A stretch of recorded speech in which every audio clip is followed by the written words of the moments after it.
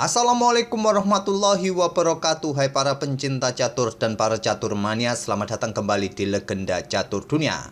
Kembali lagi di turnamen kejuaraan dunia Fischer Random 2022 atau kejuaraan dunia catur 960.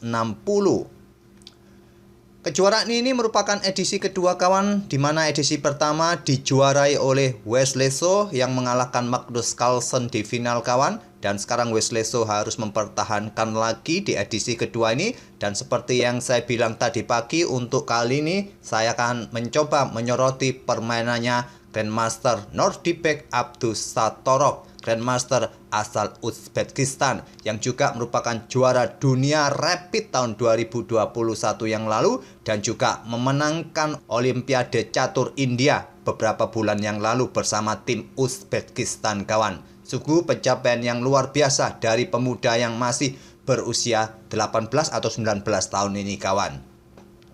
Di matchday pertama kawan, Nordibek Abdusattorov ini memetik 3 kali kemenangan atas Ian Nepomniachtchi, 2 game langsung kawan saat berhadapan dengan Ian Nepo ini, dan satu lagi mengalahkan Wesley So di game kedua dan di game pertamanya berakhir miss. Saya akan mencoba menyoroti permainan Abdusattorov melawan Ian Nepomniachtchi ini kawan pada game pertama. Diagram terakhirnya seperti ini kawan. Ian Nepo menyerah di langkah ke-22 kawan.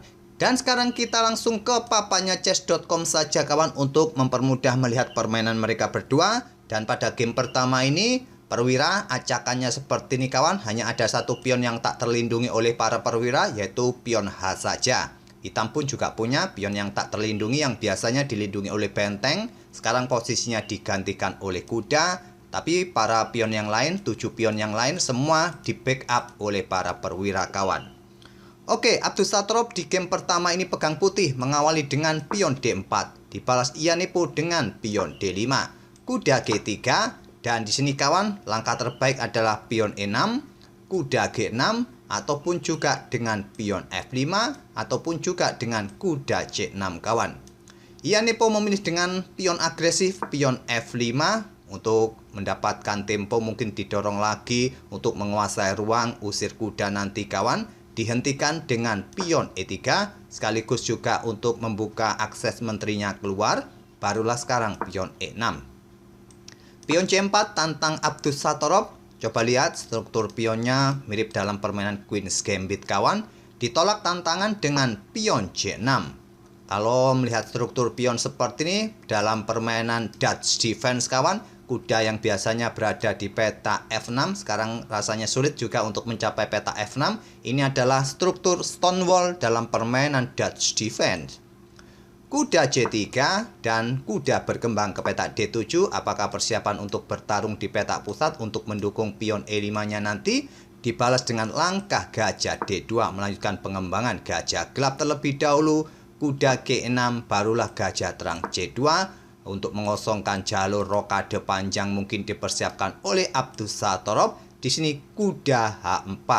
Pada posisi ini kawan coba lihat. Dua perwira ini masih belum berkembang jika ingin melakukan rokade panjang, atau ya bisa saja di langkah berikutnya menteri ini keluar kawan dan mempersiapkan jalur rokade pendek, bisa saja dilakukan oleh Ian Nepo. Pada posisi ini yang bagus adalah menteri bergerak ke peta F7, di langkah berikutnya bisa rokade pendek, tapi Ian Nepo memilih dengan langkah kuda bergerak ke peta H4. Mungkin persiapan bagi pion G-nya segera didorong maju kawan untuk mendapatkan penguasaan ruang sayap raja. Pion F3 untuk mencegah pergerakan pion G5, terus pion G4 kawan, dan pion G5 dilanjut oleh Ian Nepo. Sekali lagi kawan, melanjutkan pengembangan perwira merupakan langkah yang bagus pada posisi ini. Walaupun tidak melanjutkan pengembangan para gajah ini, pada posisi ini menteri bergerak ke peta D6 ataupun kuda ini bergerak ke peta B6 untuk incar pion ini. Mungkin di sini pion D, maksud saya pion C pukul pion D5 dilanjutkan oleh putih. Tapi bermain dengan pion G5 melanjutkan rencana setelah kuda tadi lompat ke peta H4, barulah di sini Abdusattorov mengamankan raja rokade panjang. Tidak mengeluarkan menteri untuk segera rokade pendek kawan. Di sini kuda ke B6 terlebih dahulu dan pion C pukul pion D5. Lanjut Abdusattorov. Dipukul balik menggunakan pion E. Dan coba lihat kawan, lajur E ini sudah semi terbuka dari sisi Ian Nepo. Tentu ini dimanfaatkan oleh Abdus Satorov. Mengingat rajanya masih berada di pusat kawan, Abdus Satorov menantang dengan pion E4 untuk segera membuka lajur pusat ini. Tantangan ditolak kawan. Pion F didorong maju ke F4, ancam kuda. Langkah terbaiknya adalah menerima tantangan pion D pukul pion E4 ataupun menteri ke F7 tadi segera rokade agar rajanya tidak lama-lama berada di pusat. Tapi memilih dengan pion F4. Walaupun sangat logis kawan untuk ancam kuda di sini, dan pilihan terbaik, keputusan terbaik dari Abdus Satorov mengorbankan kudanya untuk melanjutkan rencana membuka lajur E bagi bentengnya serang raja. Dan raja pun rasanya nanti akan terbirit-birit dikejar oleh putih kawan. Di sini pengorbanan kuda diterima oleh Ian Nepo. Pion F pukul kuda G3. Tidak terburu-buru untuk ambil balik untuk tempo ancam kuda juga kawan. Terlebih dahulu benteng E1 skak. Raja bergerak ke C7. Kalau diblokade oleh gajah ya simpel pion ini didorong maju kawan. Ataupun kalian ingin melangkah raja ini bergerak ke F7, ya pion H akan pukul pion G3 terlebih dahulu. Kuda akan kembali mungkin ke peta F5, menteri akan keluar kawan ke peta D3 ini. Masih posisi raja sangat rentan untuk dikejar-kejar nanti kawan. Pilihan terbaik Stockfish memang bergerak ke peta C7 ini, dan Abdus Satorov tidak melanjutkan pion D pukul pion C6 dengan tempo skak, memilih tempo juga kawan, mendapatkan tempo juga dengan pion H pukul pion G3 ancam kuda. Kuda bergerak ke F5 berbalik ancam pion, barulah pion D pukul pion C6 skak. Diambil balik oleh pion B agar nanti gajah juga bisa menempati peta B7 atau keluar di diagonal ini, mengawasi diagonal ini, maksud saya diagonal A6 F1 ini kawan.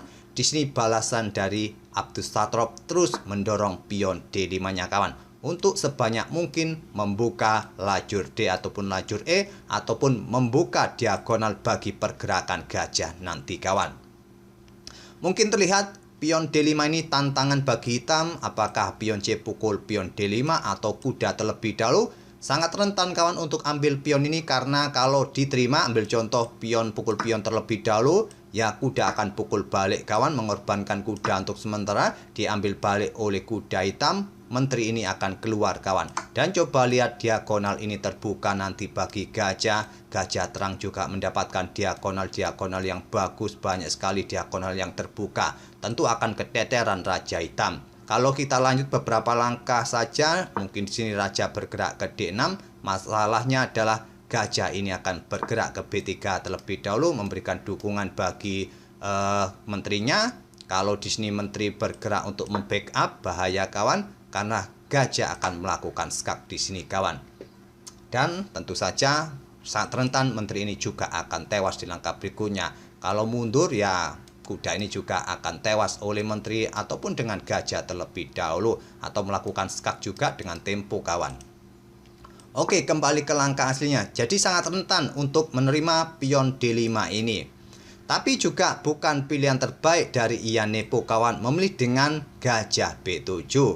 Raja ke C7 merupakan pilihan yang sangat logis untuk bersembunyi. Ya tetap saja nanti terjadi pertukaran pion, tapi gajah B7 pilihan Ian Nepo.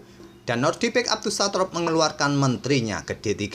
Serang kuda juga persiapan double check kawan atau double skak. Di sini Ian Nepo melangkah kudanya ke peta D6, blokade lajur D. Dan tidak dilanjut dengan pion D pukul C6, memilih dengan langkah kuda E4, menantang pertukaran kuda atau manuver kuda, melakukan skak serbuan terhadap gajah terang, diikuti pion pukul pion mungkin. Di sini harusnya kuda pukul kuda versi Stockfish kawan. Dan dilanjut dengan pion pukul pion, dipukul balik oleh raja, benteng ikut keluar. Ini akan memberikan kesempatan juga bagi para perwira putih untuk banyak yang aktif ikut membantu menyerang. Memang dengan variasi seperti ini pun tidak akan merubah posisi di atas papan. Ian Nepo memilih dengan langkah kuda B pukul pion D5. Abdus Satorov menukarkan kuda pukul kuda D6. diambil balik oleh menteri. Memang terlihat sekarang posisi Menteri Hitam sudah aktif membantu pertahanan kawan, tapi masalahnya banyak sekali jalur serangan yang bisa dilanjutkan oleh putih kawan. Coba lihat di sini menteri bisa melakukan skak, ambil pion H7 langsung, dan coba lihat juga diagonal ini juga banyak sekali terbuka kawan yang bisa dimanfaatkan oleh gajah-gajahnya nanti. Terlebih dahulu menteri ambil pion H7 skak. Tentu saja kalau kalian blokade dengan benteng jadi gratis, diblokade dengan gajah E7. Masih ada menteri, masih ada kuda, walaupun punya benteng serta menteri, posisi gajah cukup kuat, tapi masalahnya Abdussatorov mempunyai sepasang gajah yang sangat aktif di langkah berikutnya. Terlebih dahulu gajah terang F5 skak. Kalau kalian blokade dengan menteri, tentu menteri akan disikat kawan. Di sini raja memilih mundur ke petak D8, gantian sekarang gajah gelap ke petak A5. Dan di posisi ini di langkah ke-22, Ianepo menyerah. Hanya 22 langkah saja kawan, sangat cepat permainannya dalam posisi yang sangat kolaps. Ianepo pada posisi ini. Kalian kalau menggeser raja ke sini ya ancamannya ancaman skakmat, menteri ambil benteng skakmat. Atau kalian blokade dengan kuda, memilih ke petak C7 ataupun ke petak B6, sama saja kawan. Ancamannya adalah benteng D1, kalian akan kehilangan menteri, dan posisi raja pun tentu tidak akan nyaman lagi kawan. Oke, sampai di sini tak perlu kita lanjutkan lagi kawan. Dan itulah permainan Abdussatorov pada game pertamanya melawan Ianepo Niazi. Dan pada game kedua kawan, Ianepo yang gantian pegang putih pun juga kalah oleh Abdussatorov. Sedikit akan saya berikan pembukaannya saja kawan. Cukup berbeda pembukaan yang dipilih oleh kedua pemain daripada game yang pertama. Inilah posisi pembukaannya kawan. Kedua pemain langsung mengamankan raja di langkah ke-6-nya, memilih rokade panjang.